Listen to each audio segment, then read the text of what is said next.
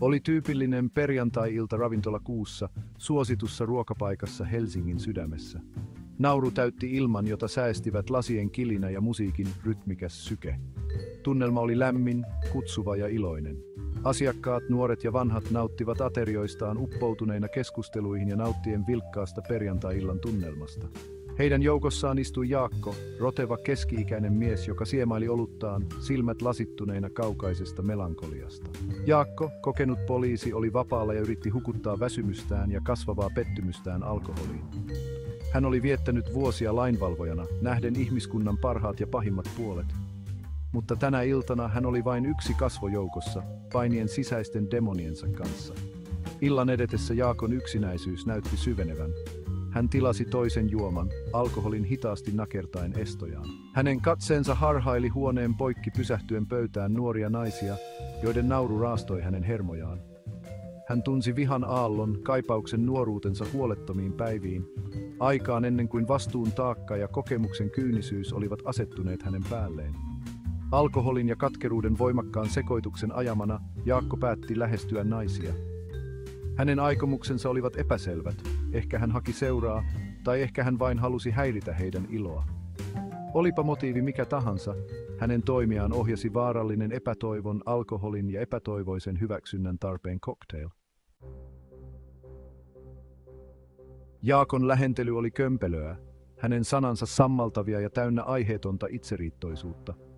Naiset, yllättyneinä hänen käytöksestään, ältyivät kohteliaasti hänen ehdotuksistaan. Heidän torjuntansa kuitenkin vain sytytti hänen turhautumisensa kytevät hiilet. Hänestä tuli yhä itsepintaisempi, hänen äänensä koveni, herättäen ei-toivottua huomiota lähellä olevilta asiakkailta. Nuori mies, joka näki Jaakon aggressiivisen käytöksen, päätti puuttua asiaan. Kilpaileva mies. Herra, olkaa hyvä, mielestäni on parasta, että jätätte heidät rauhaan. Tämä uhmakkuuden teko oli kuitenkin kipinä, joka sytytti liekit. Jaakko, alkoholin ja loukatun egon ruokkimana, näki tämän haasteena auktoriteetilleen. Hän raivosi, hänen sanansa muuttuivat loukkausten ja uhkausten tulvaksi. Tilanne kärjistyi nopeasti pienestä erimielisyydestä täysimittaiseksi yhteenotoksi. Ravintola hiljeni, juhlallinen tunnelma korvautui käsin kosketeltavalla jännityksellä. Jaakon purkaus, julkinen aggressiivisuuden spektaakkeli, rikkoi normaaliuden illuusion, jättäen kaikki epäuskoon ja pelkoon. Ravintolan henkilökunta peläten tilanteen riistäytyvän käsistä yritti epätoivoisesti puuttua asiaan. He pyysivät Jaakkoa rauhoittumaan, kehottivat häntä lähtemään. Mutta Jaakko vihan ja alkoholin sumentamana oli järjen ulottumattomissa. Hän työnsi henkilökunnan ohi ja hänen silmänsä kohdistuivat nuoreen mieheen, joka uskalsi haastaa hänet. Hänen kätensä kurottautui vaistomaisesti kyljelleen. Tuttu paino asettui hänen otteeseensa. Paniikki valtasi huoneen. Huudot puhkesivat, kun asiakkaat ryntäsivät suojaan. Lasin särkymisen ääni lävisti ilman. Jaakko, humaltuneen hulluuden hetkessä, oli vetänyt virka-aseensa. Nuori mies, pelosta lamaantuneena, tuijotti aseen piippua. Hänen elämänsä riippui epävarmasti vaakalaudalla. Laukaus kajahti kuurvana suljetussa tilassa. Kattoon suunnattu luoti oli varoituslaukaus, Jaakon epätoivoinen yritys vahvistaa valta-asemaansa, saada tilanne hallintaansa. Mutta vahinko oli jo tapahtunut. Hän oli ylittänyt rajan, joka erotti lainvalvonnan laittomuudesta. Ravintola, joka oli aiemmin ollut lämmön ja ilon tyyssiä, oli nyt rikospaikka, pelon ja kaaoksen paikka. Ruudin haju leijui raskaana ilmassa, karuna muistutuksena juuri tapahtuneesta väkivallasta. Asiakkaat kokoontuneina yhteen olivat yhtä kauhuissaan, heidän kasvoilleen oli piirtynyt kokemuksen trauma.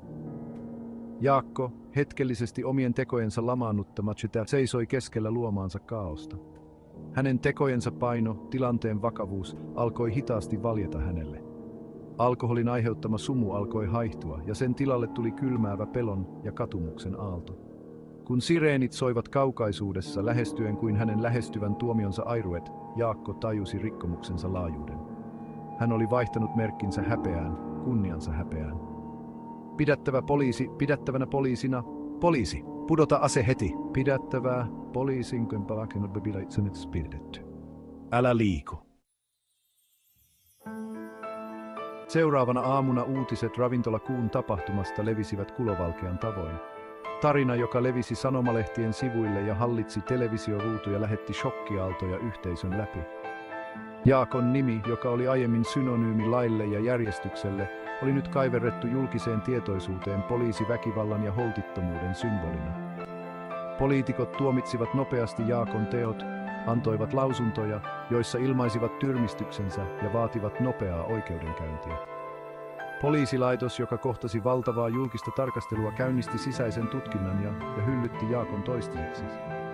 Tapahtuma, joka oli tahra koko poliisivoimien maineelle, käynnisti kiivaan keskustelun poliisin käytöksestä, alkoholin väärinkäytöstä ja ampuma-aseiden käytöstä. Sosiaalinen media räjähti vihan, pelon ja epäuskon sekoituksesta. Ihmiset jakoivat silminnäkiä kertomuksia, videoita ja kuvia tapahtumasta, mikä ruokki entisestään julkista paheksuntaa. Jaakosta tuli hylkiö, hänen kasvonsa levisivät internetissä symbolina kaikesta siitä, mikä poliisivoimissa oli vialla. Julkisen mielipiteen tuomioistuin oli antanut tuomionsa, leimaten hänet syylliseksi jo ennen oikeudenkäynnin alkamista. Asiakkaat, jotka olivat todistaneet ampumista, ikuisesti tuon yön trauman arpeuttamat, kamppailivat hyväksyäkseen sen, mitä he olivat kokeneet. Tapahtumasta tuli yhteinen painajainen, jatkuva muistutus rauhan hauraudesta, siitä kuinka helposti väkivalta voi puhjeta, särkien elämiä ja jättäen jälkeensä pysyviä arpia. Jaakko riisuttuna merkistään ja rikossyytteiden edessä huomasi olevansa yksin, loukussa itse aiheuttamassaan häpeän ja katumuksen vankilassa.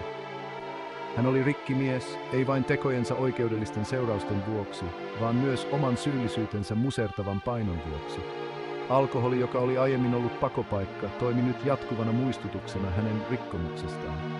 Mediamylläkkä, julkinen tuomitseminen ja oikeudenkäynti nakersivat hänen henkeään. Hänestä tuli erakko, jota vainosivat terrorisoimiensa ihmisten kasvot, laukauksen ääni kaikui hänen korvissaan. Hänen elämänsä, joka oli aiemmin omistautunut lain ylläpitämiselle, määrittyi nyt sen rikkomisesta. Ravintolakuun tapahtuma oli paljastanut säröt Jaakon julkisivussa, paljastanut miehen, joka kamppaili sisäisten demoniensa kanssa, yritti selviytyä työnsä paineista, elämänsä pettymyksistä. Hänen putoamisensa oli varoittava tarina, karu muistutus ihmisluonnon hauraudesta, hillitsemättömän vihan tuhoisista seurauksista ja alkoholin tuhoisesta voimasta. Tapahtuma jätti pysyvän jäljen yhteisöön, käynnistäen keskustelun poliisin vastuullisuudesta, alkoholin väärinkäytön yleisyydestä ja mielenterveyspalvelujen kiireellisestä tarpeesta lainvalvonnassa. Jaakon tarina tragedia, joka syntyi henkilökohtaisten demonien ja yhteiskunnallisten paineiden yhteisvaikutuksesta, toimi herätyshuutona, karuna muistutuksena siitä, että merkin takana, univormun takana on ihmisiä, jotka kamppailevat omien heikkouksiensa kanssa, taistelevat omia demonejaan vastaan.